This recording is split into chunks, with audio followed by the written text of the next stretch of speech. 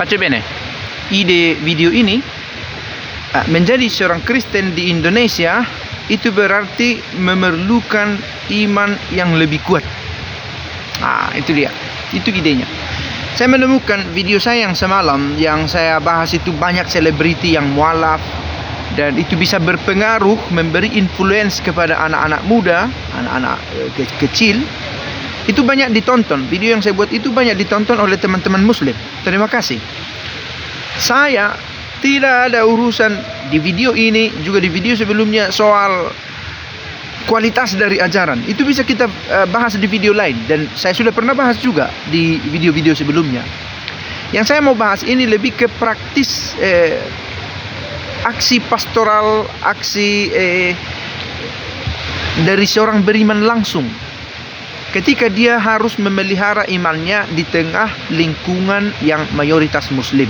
Ada yang berkata itu nggak ada pengaruhnya dengan lingkungan. Ada besar sekali malah, karena mayoritas itu kita semua ini menjadi Protestan atau menjadi Katolik atau menjadi Muslim itu karena faktor keturunan. Mayoritas saya bisa katakan itu, bahwa ada yang karena memilih dengan seksama, telah membedakan, membuat comparison, perbandingan itu benar ada.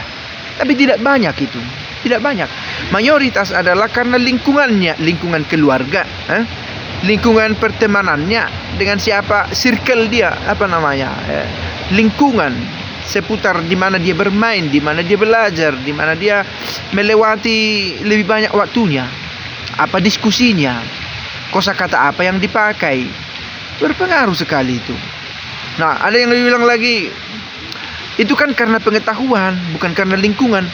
Pengetahuan dan lingkungan itu nggak terpisah gitu ya. Kalau lingkunganmu itu lingkungan pedagang, pengetahuanmu tentang berdagang itu banyak, tinggi. Kalau lingkunganmu itu lingkungan akademisi, pengetahuanmu ya pengetahuan akademik.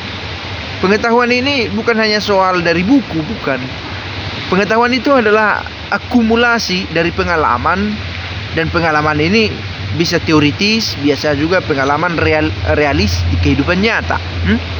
Jadi, kalaupun berkata, seseorang itu menjadi mualaf karena pengetahuan, bukan karena lingkungan, no. Satu paket itu. Satu paket. Pengetahuan apa yang lebih berkembang di dalam kepala itu dipengaruhi oleh lingkungan, gitu ya. Nah, nggak bisa pastor, itu kan karena sudah dapat hidayah. Saya kurang paham kalau sudah masuk terminologi teologis macam itu ya. Mendapat hidayah, mendapatkan panggilan, begitulah barangkali ya. Ya. Sekali lagi, di lingkungan di mana dia berada itu berpengaruh. Nah, terlepas soal enggak masalah pastor, yang penting kan sama-sama masih percaya kepada Allah, sama-sama beragama, kita ini kan akhirnya kita bertabrakan dengan konsep ini. Bagi saya tidak sama, semua agama itu tidak sama. Ada perbedaannya.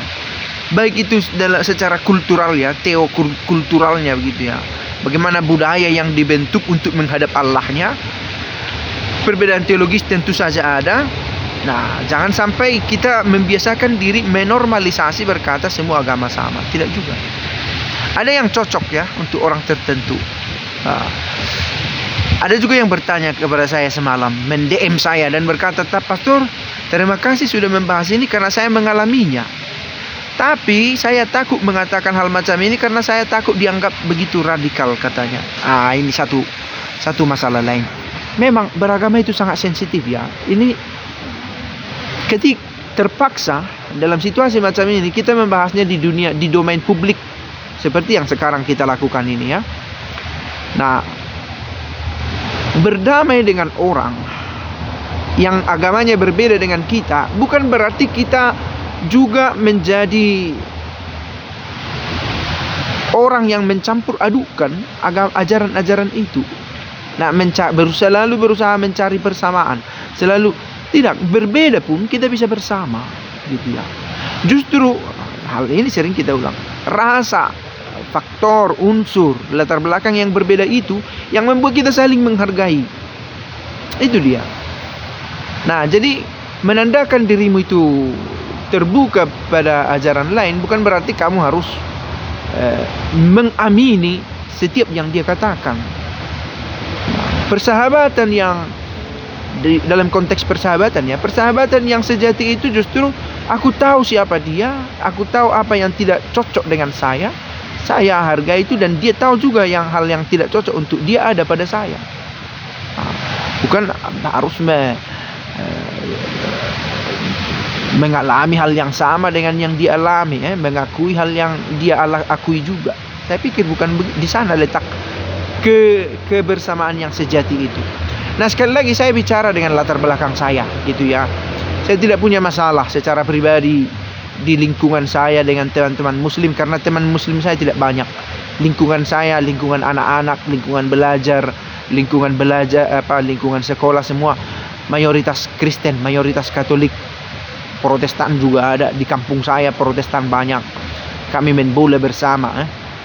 Tidak ada persoalan serius yang saya alami sejauh ini kalau konteks saya pribadi. Nah, saya membahas ini karena saya seorang pastor, dan saya pastor untuk banyak orang yang problem hidupnya bermacam-macam, termasuk ini gitu ya. Maka saya bahas. Nah, ada juga yang berkata, kami kan Islam tidak pernah mengajak kalian masuk ke pesantren, tidak pernah meminta supaya ada kegiatan di gereja. Benar.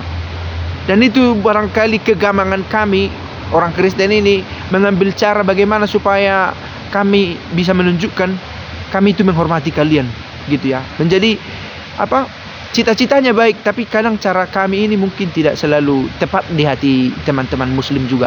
Karena saya tahu tidak semua teman muslim itu senang kalau mulai ada kegiatan dibuat di aula gereja, berbuka bersama saya pikir tidak semua itu setuju. Tapi itu adalah mungkin cara terbaik yang sudah ditemukan ya. Berbuka puasa di aula gereja, atau membiarkan gereja dikunjungi oleh teman-teman muslim. Bahkan ada dalam perayaan Ekaristi juga, bahkan ikut dalam 2 lagu persembahan. Itu terjadi. Cita-citanya luhur, tapi memang cara ini harus dicari lagi yang win-win solution. Bagi orang Katolik nyaman, bagi orang muslim juga nyaman. Bukan berarti harus masuk, bukan berarti karena aku sahabatmu aku tidur di ranjangmu bersama istrimu. Sahabatku, istriku tidur di ranjang itu, aku pun tidur di sana karena kami sahabat. No, it makes no sense ya. Nah, persahabatan iya persahabatan, tapi ada batas-batas yang saya pikir mesti kita jaga. Batas ini perlu diciptakan karena selain membuatmu nyaman, aku juga senang gitu ya. Aku tahu sampai batas mana aku bisa masuk ke wilayahmu gitu. Nah itu tadi. Nah, kembali ke topik, menjadi Kristen di tempat kita itu nggak gampang. Butuh usaha ekstra, butuh iman yang lebih kuat. Kita butuh menciptakan tren kita sendiri. Di sini tren itu menjadi bagian dari budaya. Ada pesta santo ini, ada festival santo ini, ada makan-makan, minum anggur di pesta Santo Martino, macam-macam. Budaya mengingatkan mereka untuk beriman. Kita perayaan-perayaan macam apa yang mengingatkan kita? Tidak banyak, malah sebaliknya, perayaan-perayaan kita mengingatkan kita pada agama orang lain. Nah, lagi-lagi mungkin kita berbenturan soal, pastor ini radikal sekali, sempit sekali cara berpikirnya. No, terserahlah. Tapi sebagai pastor saya harus katakan itu. Karena ada juga kegamangan lain kan. Di satu sisi berkata perlu toleran, tapi nggak rela juga umatnya pindah agama. Nah, kalau gitu harus diserukan. Jangan menganggap bahwa kalau mau bersahabat dengan orang lain harus memeluk agamanya. Enggak juga. Dalam agamamu pun kamu bisa bersahabat dengan orang, dan harus Kristus sendiri mengajarkan itu supaya saling mengasihi gitu ya. Tapi Kristus tidak mengatakan tinggalkan kandangmu, abaikan aku supaya kamu bersahabat dengan orang. Enggak juga saya pikir. Oke. Ciao.